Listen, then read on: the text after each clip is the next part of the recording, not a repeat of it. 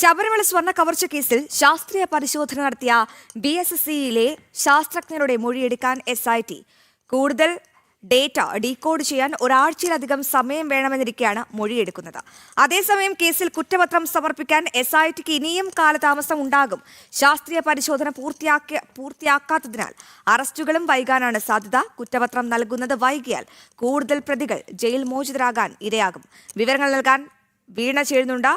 വീണ, ഇതുവരെയും ഒരു കുറ്റപത്രം പോലും സമർപ്പിക്കാൻ കഴിഞ്ഞിട്ടില്ല. അത് വലിയൊരു പരാജയം തന്നെയെന്ന് വിശേഷിപ്പിക്കാം.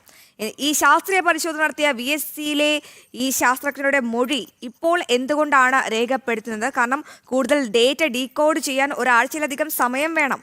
അത് നിർണായകമാണ്. ആ ഒരാഴ്ച, അതിനിടെയാണ് SIT ആ സമയത്തിൽ ഇടപെട്ടുകൊണ്ട് ഈ ഒരു മൊഴിയെടുപ്പിന് ഒരുങ്ങുന്നത്. എങ്ങനെ വിലയിരുത്താം?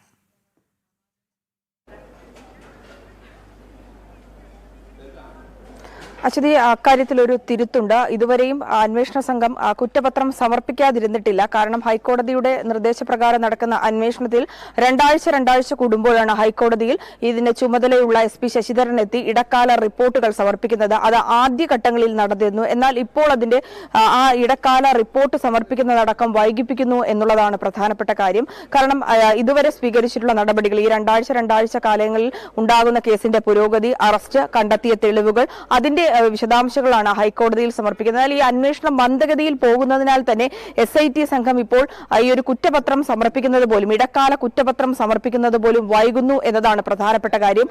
കാരണം അത് ഈ ഇത്തരത്തിൽ റിപ്പോർട്ട് വൈകിപ്പിക്കുന്നത് പ്രതികൾക്ക് ജാമ്യം ലഭിക്കുവാനുള്ള സാഹചര്യം ഉണ്ടാക്കുന്നു എന്നുള്ളതാണ്. കാരണം ഈ തെളിവുകളുടെ അഭാവം, ഒപ്പം തന്നെ ഈ കോടതിക്ക് മുന്നിലെത്തുമ്പോൾ ഈ ഒരു വിഷയവുമായി ബന്ധപ്പെട്ട് പ്രതികളുടെ പങ്ക് വ്യക്തമാക്കുന്ന തരത്തിലുള്ള, അവർ ഈ കുറ്റകൃത്യത്തിൽ അവർ നടത്തിയ ഇടപെടലുകൾ, അവർക്കുണ്ടായ സാമ്പത്തിക നേട്ടമൊക്കെ തെളിയിക്കുന്നതിൽ ചില വീഴ്ചകൾ സംഭവിക്കുന്നു. പഴുതടച്ചൊരു അന്വേഷണം നടക്കുന്നില്ല എന്നുള്ള വിമർശനങ്ങൾ കൂടി സാധൂകരിക്കേണ്ടി വരും. കാരണം ഈ തെളിവുകളും ഒപ്പം തന്നെ ഈ റിപ്പോർട്ടുകളും ഒക്കെ വൈകുന്ന സാഹചര്യത്തിൽ പ്രതികൾ പുറത്തിറങ്ങുന്നു, ജാമ്യം ലഭിക്കുന്നു. തുടർന്ന് പ്രതികളുടെ ഭാഗത്ത് നിന്ന് സാമ്പത്തികമായും സാമൂഹികപരമായിട്ടുള്ള ഇടപെടലുകൾ ഉണ്ടാകുന്നു. തെളിവ് നശിപ്പിക്കുന്നതിനൊക്കെ ഇത് വഴിവെക്കുന്നു എന്നുള്ളതാണ്.